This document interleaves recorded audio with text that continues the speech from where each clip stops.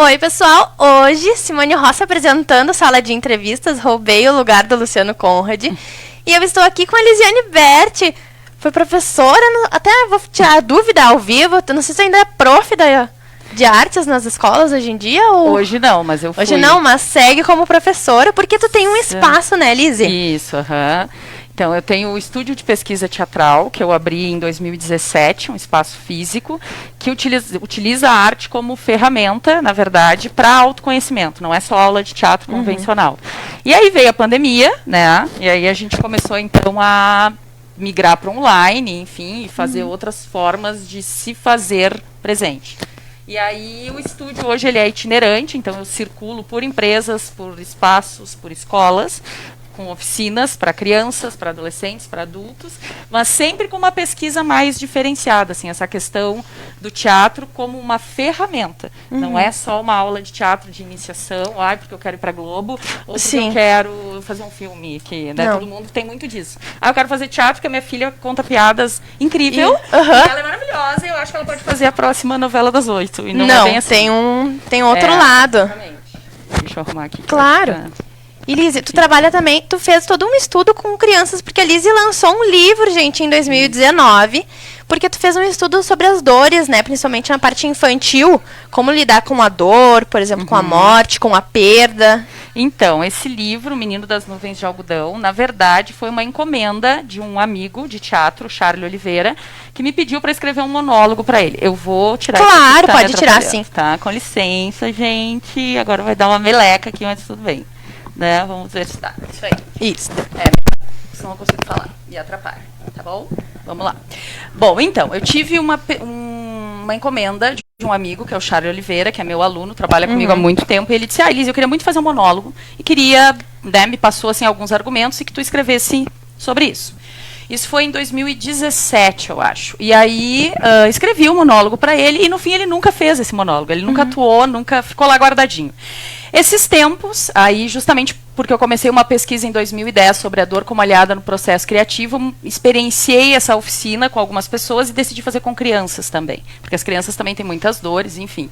E aí veio então a ideia, eu conheci a Ana Rocha, que é ilustradora, ela foi minha aluna em 2017 também, e aí ela me mostrou uns desenhos, eu disse, nossa, Ana, tu desenha tão bem, eu vou te mostrar um texto que eu tenho guardado, um monólogo.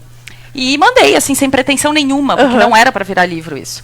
E ela disse, nossa, Liz, é muito legal, tão bacana a história que me deu vontade de desenhar o menino. E aí ela me mandou o desenho do menino e do baleiudo, que é o cachorro, que é o melhor amigo.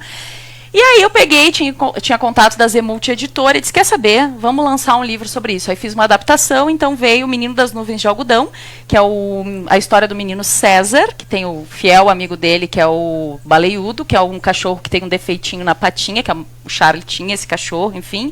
E ele quer muito encontrar o pai, porque o pai morreu e ele acha que o pai está nas nuvens de algodão. Só que buscando o pai, ele descobre outras coisas aqui, né? Então tem N perdas, a situação com a mãe, as dificuldades. E aí também, falando dessa temática de como é que a criança lida com a morte, né? E aí a gente teve a pandemia no meio do caminho. Sim. Então a gente lidou com N perdas, não só com a morte, mas com várias outras. E as crianças sentiram muito, né? Sentiram os pais em casa, sentiram os pais estressados. Elas ficaram também. Sim, mudou a rotina completamente, enfim, né? E aí a gente acabou fazendo eu fiz muita feira do livro com esse livro, justamente fazendo oficina para professores, de como, uma das oficinas que eu dou é como lidar com as histórias difíceis, como contar histórias difíceis para crianças. E aí, para minha surpresa, quando eu fui fazer a pesquisa com as crianças, elas lidam muitas vezes muito melhor do que os adultos. Né? Então, assim, N situações e fatos de como elas lidam com os medos, com as suas perdas, e nós adultos é que dificultamos tudo. A gente é que fica inventando ou mascarando uma série de coisas porque a gente acha que isso é o melhor até porque ninguém nunca teve aula de como ser pai ou mãe ou professor. Todo mundo aprende na prática. Então não existe uma cartilha, a gente está sempre querendo acertar, daí a gente quer, né, não cometer os erros que os pais cometeram, mas quando vê tá fazendo a mesma coisa, porque é a base que a gente tem. Então, na verdade, o que a gente precisa é estar aberto, entender que ninguém sabe nada e que a gente pode, e aí por isso o teatro, porque o teatro vai lidar com o quê? O teatro vai lidar com as emoções, né? Tá aí o link. Total, então não tem como. E usar o teatro como uma ferramenta no dia a dia, independente de ser artista. Tanto é que eu tenho feito muito trabalho para a empresa sobre encantamento, sobre emoções. Já me contrataram para trabalhar gentileza entre os colaboradores. Sim. Que como é que eu vou ser um bom colaborador e vender a imagem da minha empresa se no bastidor eu não dou bom dia para quem trabalha comigo, eu estou sempre mal-humorado. Então, né? Necessário. E é isso, assim, é um caminho que eu venho trilhando, venho buscando. Eu comecei como atriz, na verdade, antes de ser atriz eu era autora, sempre fui.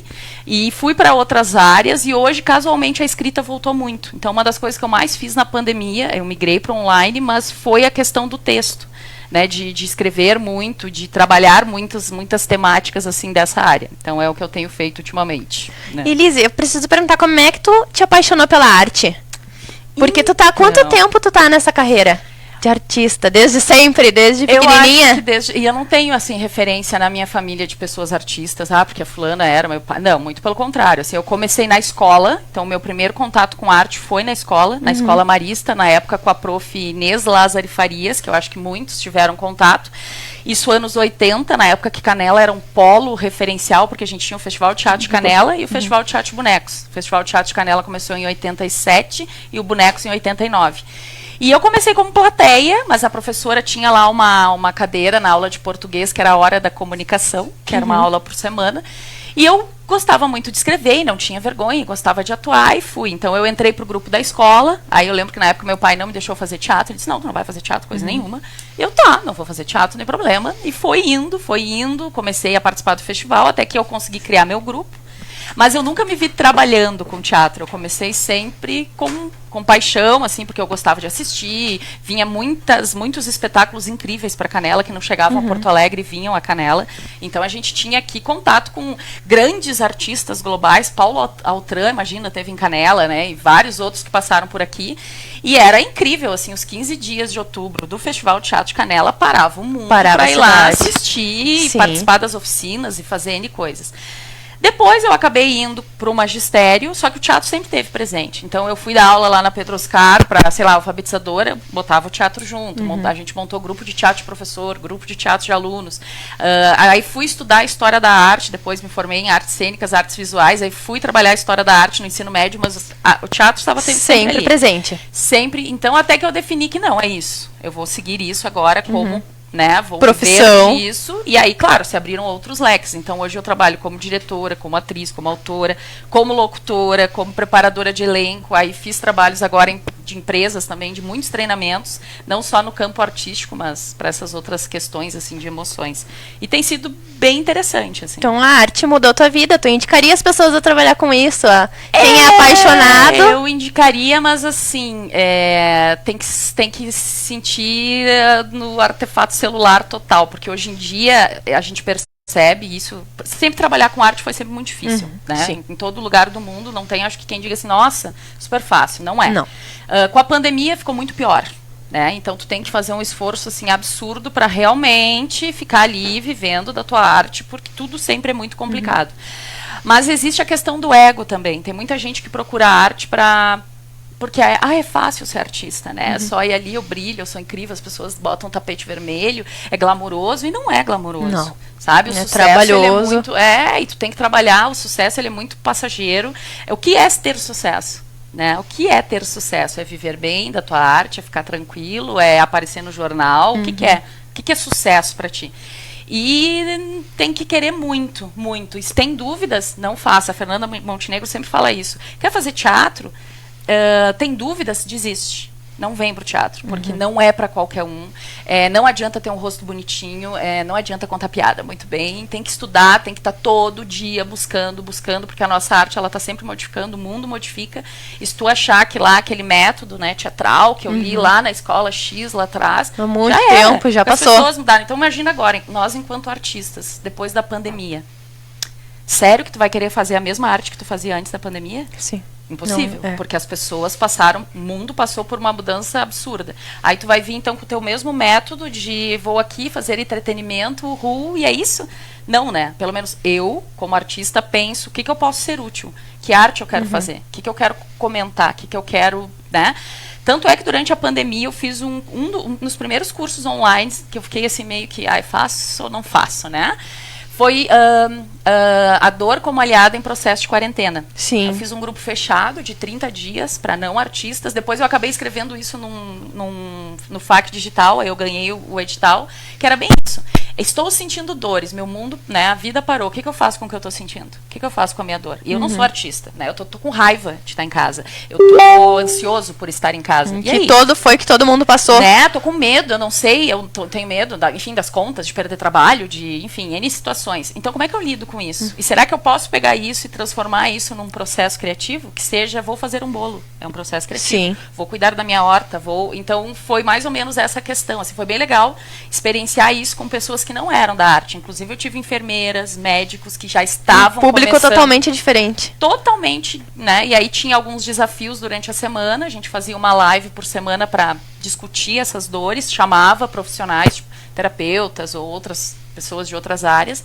Foi bem interessante também ter esse outro viés, assim, e perceber que nós somos, né, a dor. Por que eu estudo a dor? E às vezes eu sou taxada assim, lá vem ela louca da dor. Teatro só fala em dor, porque para fazer teatro tem que sofrer. Não tem. Tem N formas de fazer teatro, entendeu? Eu decidi há um tempo pesquisar isso. Talvez daqui a um tempo não quero mais saber. Mas a dor nos lembra e nos coloca no mesmo patamar, né? Porque quando eu sinto uma dor, eu lembro que eu sou um ser humano. Sim. E que eu posso acabar em qualquer momento. Então, quando tu sente dor, talvez a tua dor eu já tenha sentido, não do mesmo jeito, mas tu passou por uma situação de perda. E a gente se coloca no lugar, sabe como é que é o sentimento. Então, a dor nos coloca numa mesma linha, porque nós sofremos. Falar de morte, a morte existia antes da gente, ela vai existir agora e vai existir depois, né? Mas a gente vai tentar falar da melhor forma possível, principalmente para crianças, como tu disse. Ou romantizar a morte. Pois vou falar dela só quando ela estiver próxima. E por que a gente fica tão mal quando perde alguém? Porque aí tu te dá conta que a vida é isso, né? E realmente a gente não sabe lidar com a dor. Não sabe. Não fomos, tanto é que a sociedade faz o que com a dor? Tu tá sentindo uma dorzinha de cabeça? Vamos anestesiar, vai ali tomar um remedinho.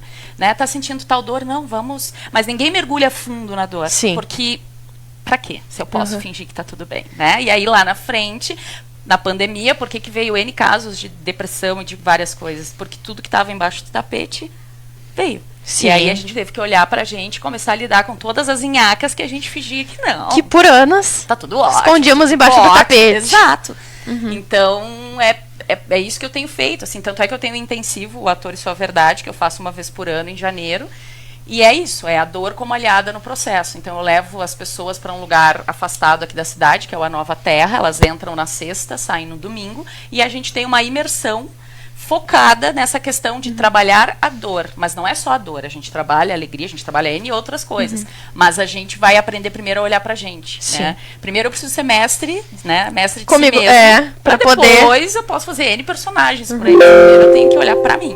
E a gente está muito preocupado, e aí entra a rede social, entra a internet, tecnologia, em mostrar aos outros. Sim, né? a perfeição. Eu preciso ser incrível para os outros, o meu dia a dia é lindo, tudo é lindo, mas tá, e aí? E o que tu sente? Fica onde? Né? Então é essa linha de teatro que eu tenho trabalhado. Eu saí um pouco da questão do teatro comercial, do teatro entretenimento, não que eu não faça, não vou ser hipócrita de dizer, não vou mais fazer, não, eu faço. Mas se hoje eu puder optar, eu vou optar em fazer coisas que me dê friozinho na barriga, sabe? Sim. Ou que eu tenha muito encarar o novo.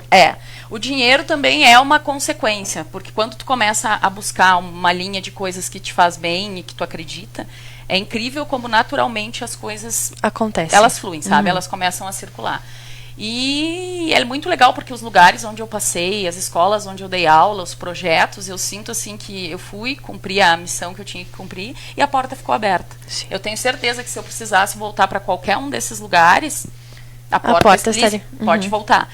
Porque eu sempre fui muito honesta com eles, assim, tipo, olha, eu vou estar aqui, vou fazer, e quando eu começar a não me divertir mais, ou não sentir mais prazer, eu vou falar e vou buscar outra coisa. Ou vou ir atrás de um outro sonho.